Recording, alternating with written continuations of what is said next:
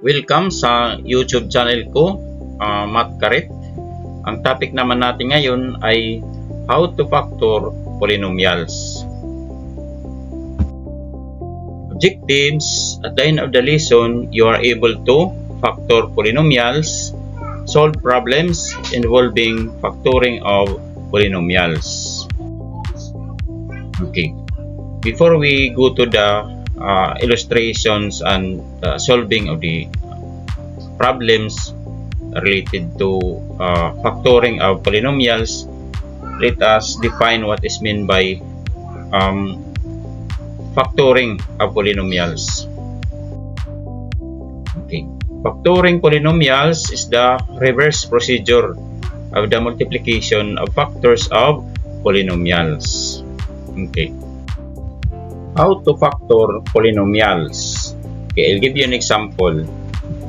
Okay, so in this polynomial, the factor of 8x plus 4 is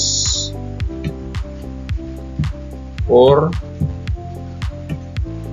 times dito sa 2x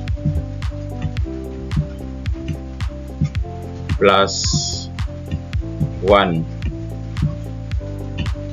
Kasi pag i-multiply natin yung 4 dito sa 2x, ang labas niyan ay dito sa 8x siya. At saka pag i-multiply natin yung 4 dito sa 1, okay, ang sagot niya ay 4. Kaya ang factor niya sa polynomial na 8x plus 4 ay 4x times 2x plus 1. Okay. So what about this polynomial? So dito naman isusulat muna natin yung mga factors ng 8. Factors ng 8. Sulat muna natin. So ang factor niya mga ay 1 times 8. Yun ang factor niya kasi 8 ang sagot niya eh. Next na factor niya ay 2 times 4. 2 times 4. 8 din ang sagot. Okay. Ngunit kung nag-add tayo dito sa factor na ito, yung 1 times 8, dapat yung in-add natin sila, halimbawa itong 1 plus 8 equals 9 siya. At saka kung in-add natin itong 2 plus 4, ang sagot niya ay 6. So dapat ang factor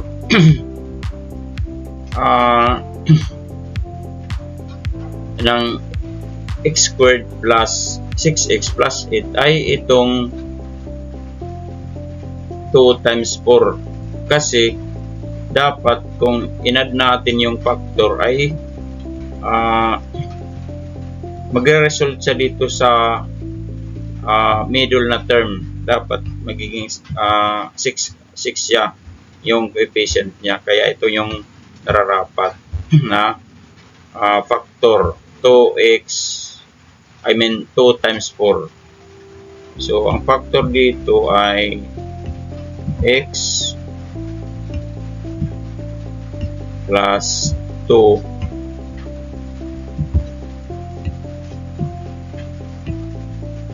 at saka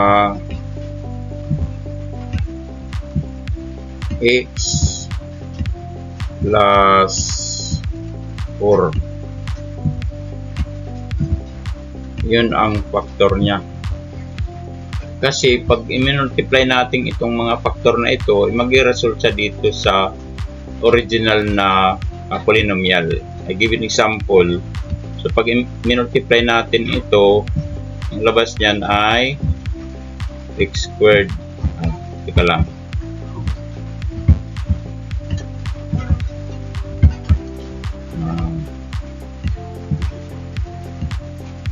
X squared. At saka ito, pag multiply natin dito sa x times 4, ang sagot niyan ay 4x 4x siya. At saka dito naman, pag multiply natin itong 2 dito sa x, ang labas niyan ay 2x. 2x siya. Okay. Saka pag multiply natin ito dito sa 4, magiging 8 siya. Okay. Then pag i-combine natin yung like terms, kasi ang x squared wala naman siyang identical na term, bring down lang natin. So dito, pag in-add natin itong 4x saka dito sa 2x, ang sagot niya ay 6x. 6x. Saka bring down natin itong 8x. Kaya bumalik siya dito sa original na polynomial. Kaya ang factor ng x squared plus 6, x squared plus 6x plus 8 ay x plus 2 and x plus 4. So yun ang factor niya. Madali lang din naman ang pag-factor ng polynomial. Okay. Dito naman, okay, ganun pa rin dito sa x squared plus 4x minus 12, isusulat natin yung factor ng 12. Anong mga factor ng 12? Na pag in-add natin ay magiging 4 siya. Okay, sulat muna natin yung factor ng 12. Pwede 3 times 4. 3 times 4 ay 12 ang sagot. Okay. Pwede rin 2 times 6. 2 times 6 magiging 12 din siya. Okay. So, pipili tayo dito sa mga factor na ito. Pwede, tika lang, pwede 1 times 12 kasi 12 din. Isa rin itong factor. Okay, 12. Ngayon, pipili tayo dito sa tatlong factor na ito na sinulat ko. Kung in-add natin yung factor na ito, ay dapat magiging 4 dito sa middle term. Okay.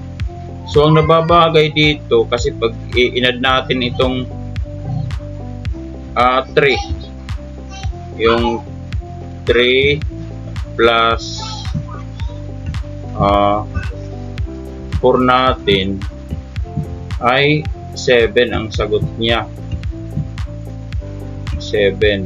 So, hindi siya pwede dito sa 4. Ngunit dito, pwede ito yung 2. I-add natin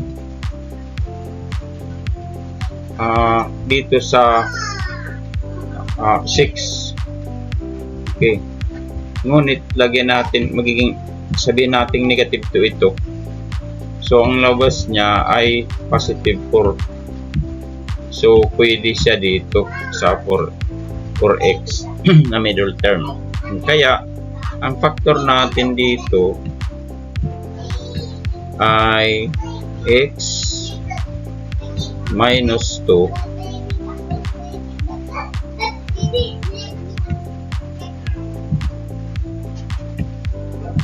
at 6 sorry x muna, x plus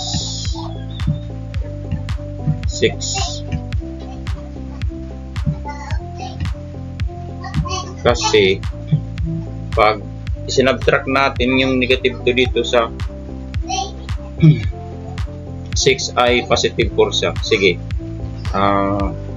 i-prove natin kung magiging x squared plus 4x minus 12 nga siya. Sige, pag minultiply natin itong x dito sa x natin, ang sagot niya ay x squared. At ito rin, pag minultiply natin ito dito sa 6, ang sagot niya ay positive 6x.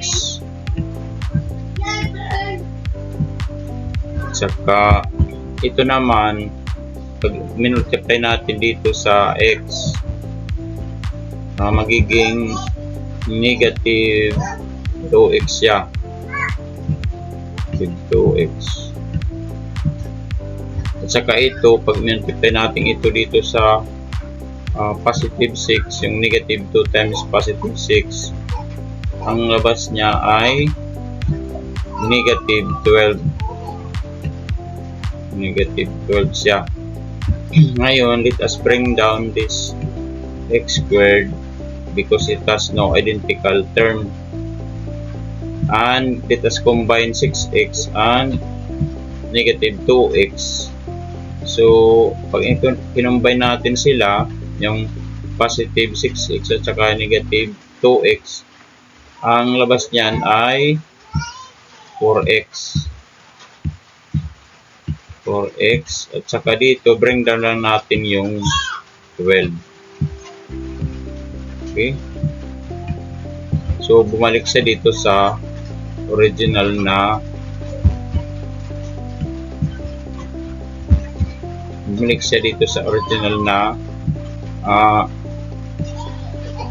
polynomial. Kaya ang factor ng x squared plus 4x minus 12 ay x minus 2 and x plus 6. Madali lang, sana naintindihan nyo. Okay. What about this polynomial x squared minus 49? Okay. So, ang factor niya dito ay, dito ko lang isulat yung factor niya ay x, teka lang, ayusin natin dito, okay, para maganda. So, ang factor ng x squared minus 49 ay x minus 7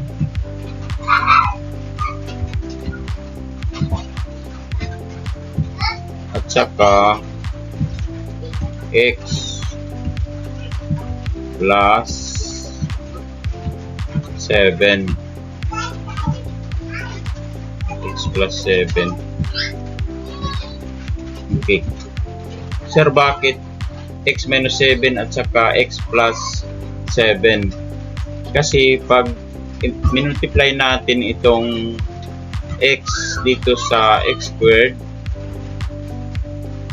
ay x squared siya. Teka lang. Pwede tayo ng color. So, x squared.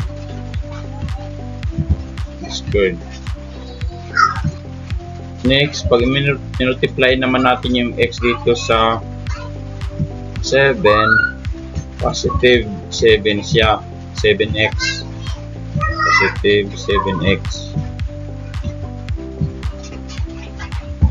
Ngayon, pag multiply natin ito negative 7 dito sa x, so magiging negative 7x siya. 7x. Okay. So, ito naman, yung 7, negative 7 times positive 7, ang sagot niya ay negative 49. Negative 49. Ngayon, bring down lang natin itong x squared. Din itong i-add natin, combine natin itong 7, positive 7x at saka dito sa negative 7x, ang labas niya ay 0. Kaya i-bring down na lang natin yung 49. At itong x squared minus 49 ay ano siya, bumalik siya dito sa original na polynomial x squared minus 49. Sana nakuha nyo. Hindi naman mahirap ang pag-factor ng polynomial. Okay, dito naman, so sir, paano ito? Kasi meron na siyang leading coefficient na 4. Okay, yung polynomial natin ay 4x squared minus 15x plus 9. Ang technique ko dito ay multiply ko muna itong 4, leading coefficient dito sa 9. Okay, para mawala itong leading coefficient. Kaya matitira na lang ay x squared negative 15x at positive 36. Positive 36.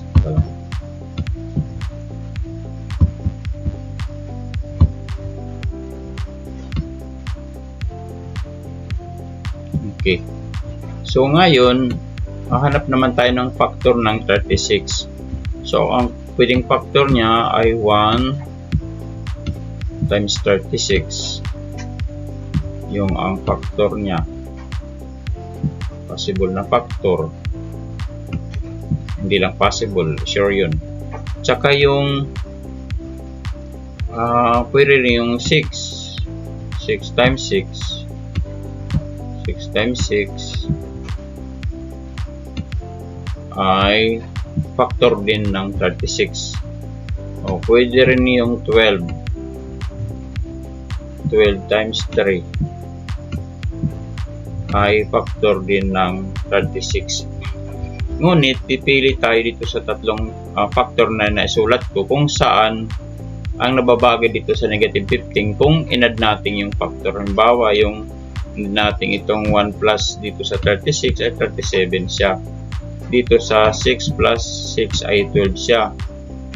Dito naman 12 plus 3 ay 15. So, ang factor na 12 at 3 ay ang nababagay dito sa yung bagong polynomial natin na x squared minus 15x plus 36. Okay, so x, sulat natin yung factor x minus 12 kasi negative siya eh, negative 12 at saka x minus 3. Okay.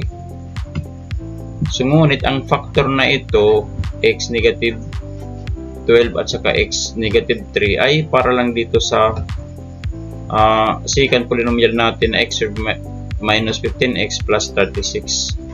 Dapat ang factor talaga ay dito sa 4x squared minus 15x plus 9.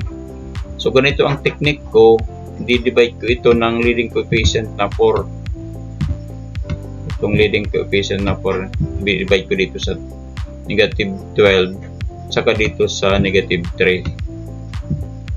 Okay. So, kung ang negative 12, i-divide natin ng 4, ang labas niyan ay negative 3. Ngunit dito naman, magiging coefficient siya dito. Magiging 4x siya. Coefficient siya ng x. Magiging 4x saka negative 3. Okay. Sir, bakit ang factor niya ay x minus 3 at saka 4x minus 3? Kasi pag i-multiply natin ito, bawa itong x times dito sa 4x, ang labas niya ay 4x squared.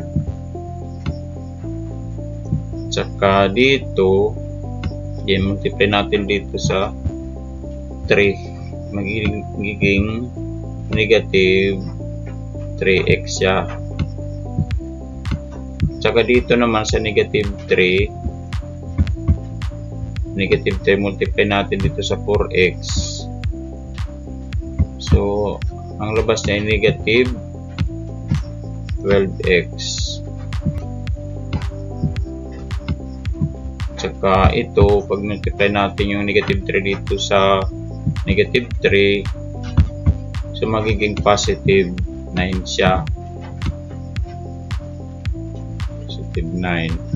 Next, combine like terms. Bring down na natin yung 4x squared kasi it has no identical term. Trash lang natin. Sulat natin maganda yung x natin, yung variable x. 4x squared siya.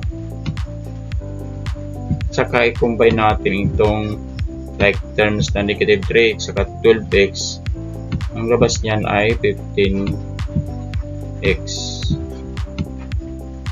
10x and bring down the 9, positive 9. Kaya bumalik siya dito sa original na polynomial na 4x squared minus 15x plus 9. Kaya ang factor niya sa 4x squared minus 15x plus 9 ay itong x minus 3 at saka 4x minus 3. Okay? So, yun lang. Sana meron kayong natutunan sa bidyong ito kung paano mag-factor ng polynomial. Maraming salamat.